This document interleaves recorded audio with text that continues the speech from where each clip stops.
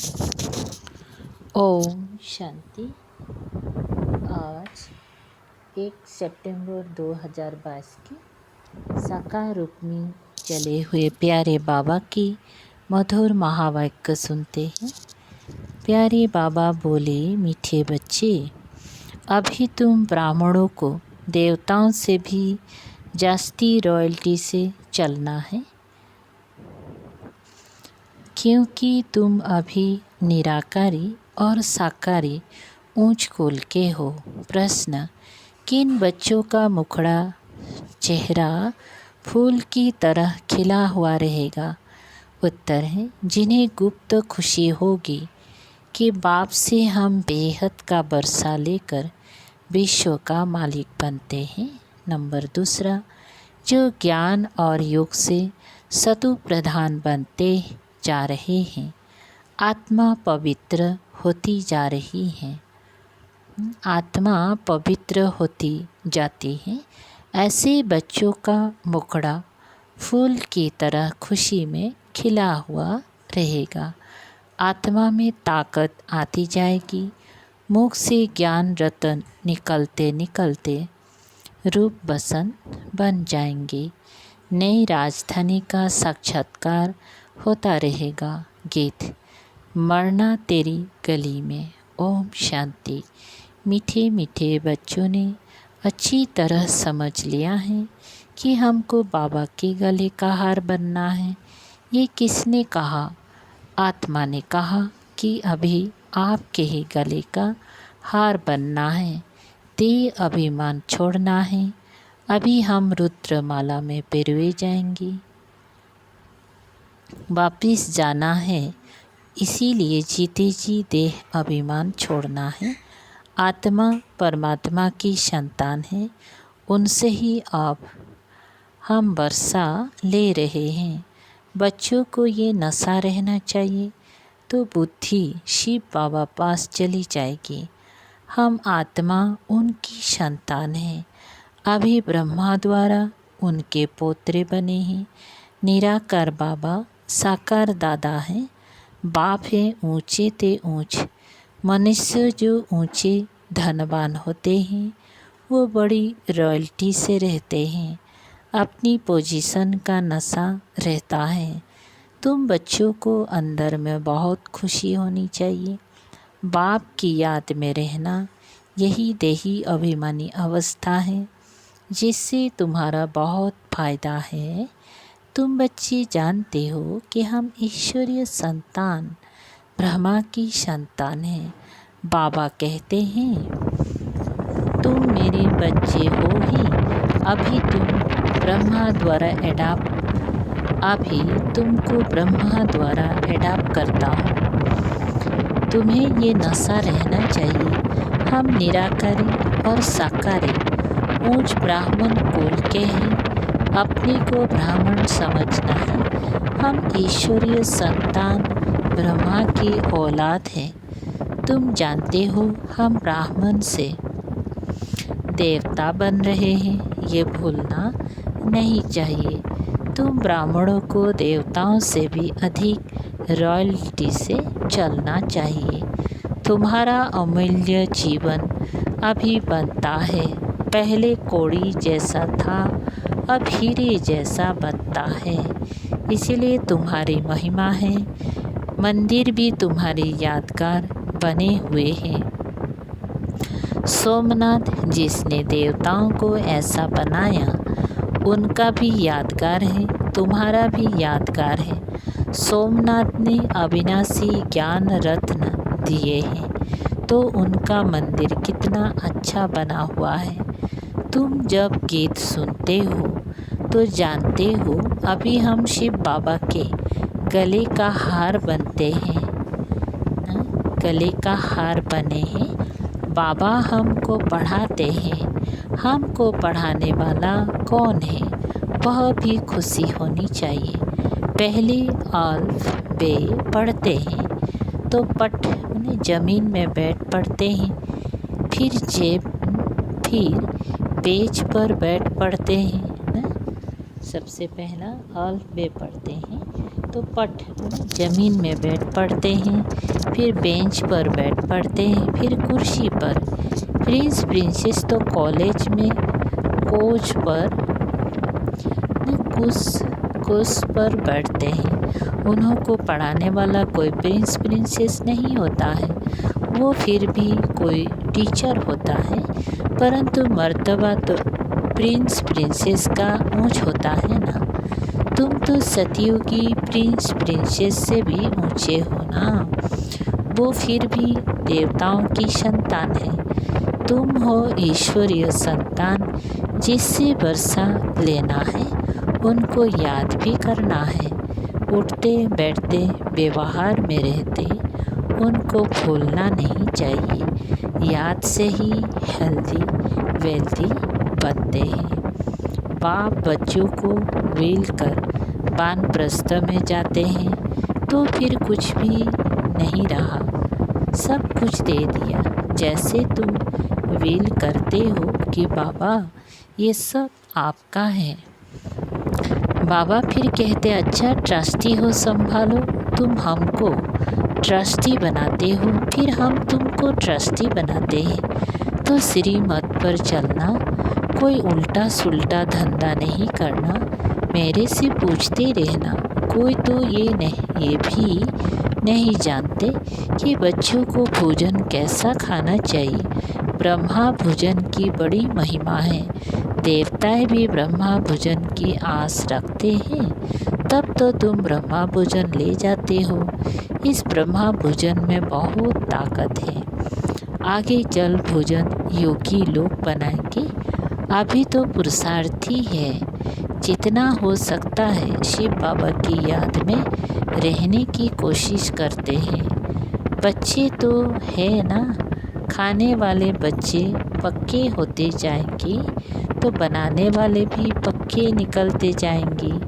ब्रह्मा भोजन कह देते हैं, शिव भोजन नहीं कहते हैं, शिव का भंडारा कहते हैं। जो भी भेज देते हैं वो शिव बाबा के भंडारे में पवित्र हो जाता है। शिव बाबा का भंडारा है। बाबा ने बतलाया है, श्रीनाथ द्वारे पर घी के कुएं हैं, वहाँ पक्की रसोई बनती है, और जगन्नाथ द्वारे पर कच्ची रसोई बनती है। फर्क है ना। वो है श्याम, वो है सुंदर। श्रीनाथ पास बहुत धन है, वहाँ मतलब उड़ीसा के तरफ इतना धनवान नहीं होते, गरीब और साहूकार तो होते हैं ना। अभी तो बहुत गरीब हैं, फिर साहूकार होंगे। इस समय तुम बहुत गरीब हो, वहाँ तो तुमको 36 प्रकार के भोजन मिलेगा। तो ऐसी तैयारियां करनी चाहिए।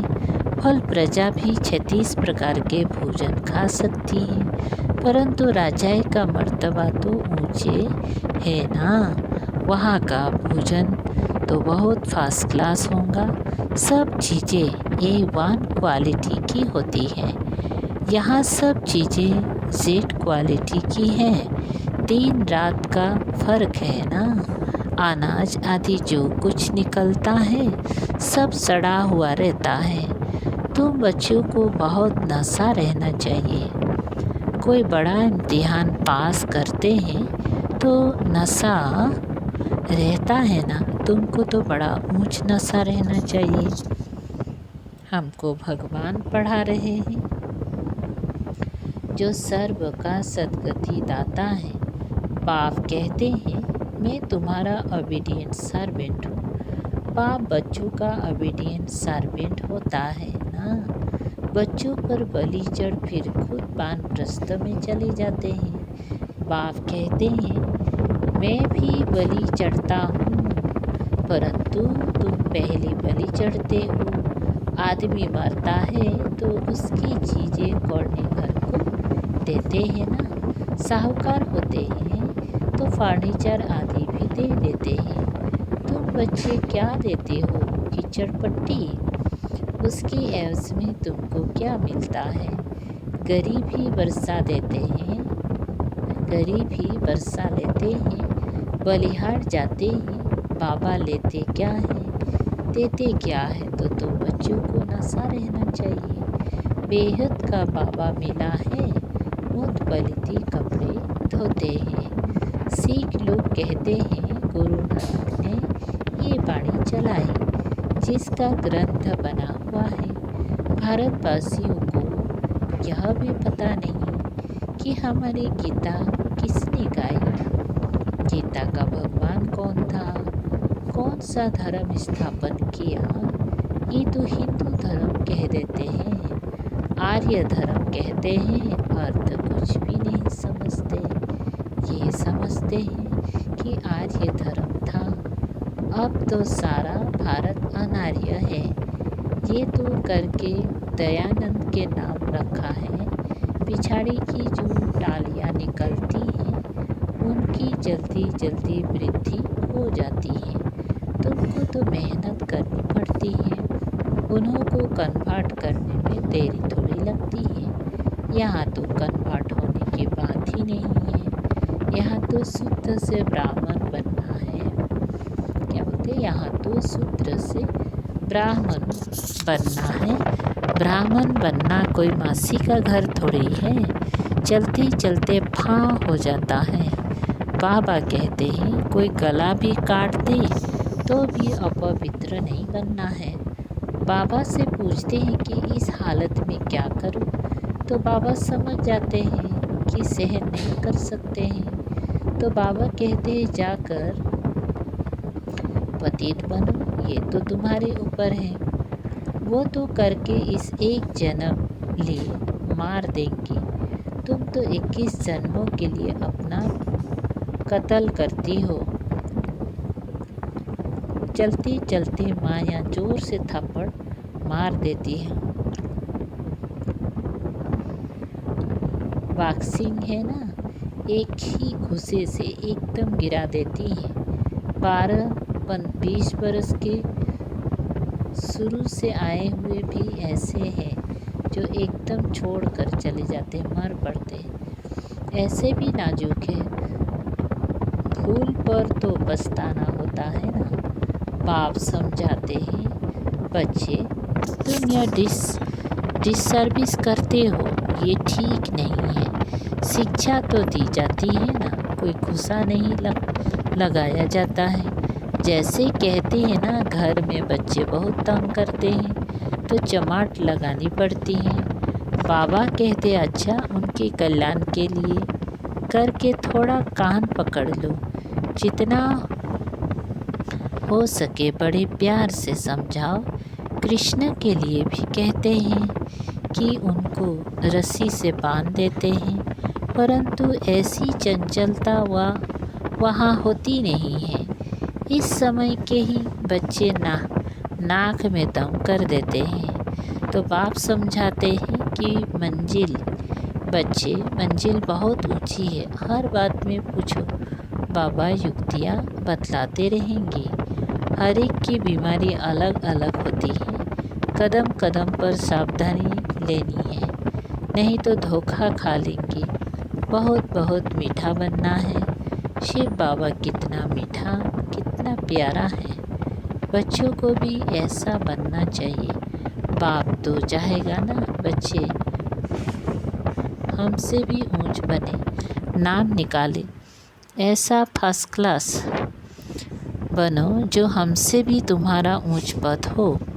बरोबर ऊंच पद देते हैं ना, किसी को ख्याल में भी नहीं होगा कि विश्व के मालिक कैसे बने हैं। तो तुम्हारी चलन बड़ी रॉयल होनी चाहिए।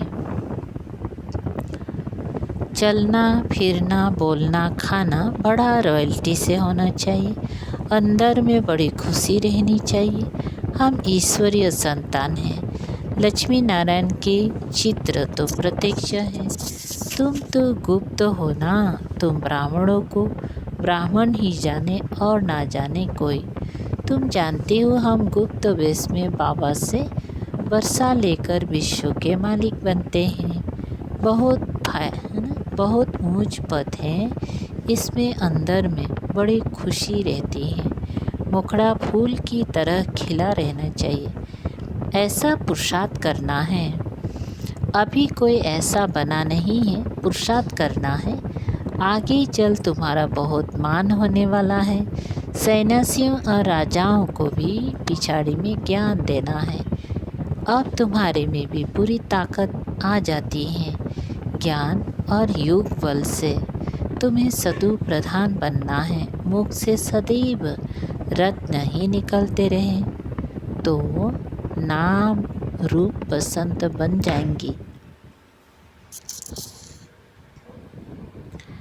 तुम जितना नज़दीक आते जाएंगे तो अंदर में बहुत खुशी होगी। अपनी राजधानी का साक्षात्कार भी होता रहेगा। तुमको अपना पुरुषार्थ बहुत गुप्त रीति से करना चाहिए, रास्ता बताना चाहिए। तुम सब द्रौपदिया हो। बाबा कहते ये अत्याचार सहन करने पड़ेंगी। बाबा के निमित्त सतयुग में कितनी पवित्रता है। 100% वॉइसलेस वर्ल्ड कहा जाता है, अभी है 100% विशेष वर्ल्ड तुम्हारी बुद्धि में है। अभी हम सिर्फ बाबा के गले का हार बनने के लिए रूहानी योग की डोरी पहन रहे हैं। फिर हम विष्णु के गले का हार बनेंगे। तुम्हारा पहले नस्ल है ब्राह्मणों का।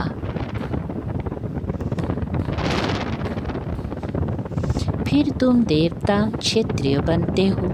उतरती कला में तुमको सारा कल्प लगता है और चढ़ती कला में सेकंड लगता है। अभी तुम्हारी चढ़ती कला है। सिर्फ बाबा को याद करना है। ये अंतिम जन्म है। गिरने में तुमको 84 जन्म लगते हैं। इस जन्म में तुम चढ़ते जाते हो। बाबा सेकंड में जीवन मुक्ति देते हैं। वह खुशी रहनी चाहिए। कंट्रास्ट किया जाता है। उस नॉलेज से हम क्या बनेंगे, इससे हम क्या बनेंगे, यह भी पढ़ना है, वह भी पढ़ना है। बाबा कहते हैं गृहस्थ व्यवहार में रहते भविष्य के लिए पुरुषार्थ करना है। आसुरी और देवी कुल दोनों से तोड़ने वाला है। एक एक का बाबा हिसाब लेते हैं। फिर उस पर वैसी युक्ति बतलाते हैं कि इस पर ऐसे चलो। भल कोई गुस्सा करे परंतु तुमको बहुत मीठा बनना है। कोई गाली दे तो भी मुस्कुराते रहना है। अच्छा तुम गाली देते हो, हम तुम्हारे ऊपर फूल चढ़ाते हैं तो एकदम शांत हो जाएंगे। 1 मिनट में ठंडे हो जाएंगे। बाबा रांझू रमजबाज है, बहुत रमझे अपने युक्तियाँ बताएंगे। पतितों को पावन बनाते हैं तो ज़रूर रमज होंगी ना। श्रीमत लेनी है। श्रीमत से श्रेष्ठ बनने के लिए ही आए हो। अच्छा मीठे मीठे शिकल दे बच्चों प्रति माता पिता बाप दादा का याद प्यार और गुड मॉर्निंग। रूहानी बाप की रूहानी बच्चों को नमस्ते। हम रूहानी बच्चों की रूहानी बाप दादा को याद प्यार गुड मॉर्निंग और नमस्ते नमस्ते। शुक्रिया बाबा, थैंक यू बाबा। धारणा के लिए मुख्य सार नंबर 1, ऐसा फर्स्ट क्लास मीठा और रॉयल बनना है जो बाप का नाम बाला हो। कोई गुस्सा करे गाली दे तो भी मुस्कुराते रहना है। नंबर 2, श्रीमत पर पूरा ट्रस्टी बनना है। कोई भी उल्टा धंधा नहीं करना है। पूरा बलिहार जाना है। वरदान पूर्वजपन की स्मृति द्वारा सर्व की पालना करने वाले शुभ वृद्धि व मनसा शक्ति संपन्न भव। विस्तार है, किसी भी धर्म की आत्माओं को मिलते व देखते हो तो यह स्मृति रहे कि यह सब आत्माएं हमारे ग्रेट ग्रैंडफादर की वंशावली है। हम ब्राह्मण आत्माएं पूर्वज हैं। पूर्वज सभी की पालना करते हैं। आपकी अलौकिक पालना का स्वरूप है। बाप द्वारा प्राप्त हुए सर्व शक्तियाँ अन्य आत्माओं में भरना। जिस आत्मा को जिस शक्ति की आवश्यकता है उसकी उस शक्ति द्वारा पालना करना। उसके लिए अपनी वृत्ति बहुत शुद्ध और मनसा शक्ति संपन्न होनी चाहिए। स्लोगन: जिसके पास ज्ञान का अविनाशी धन है वही दुनिया में सबसे बड़ा संपत्तिवान है। अच्छा, ओम शांति। शुक्रिया बाबा, थैंक यू बाबा।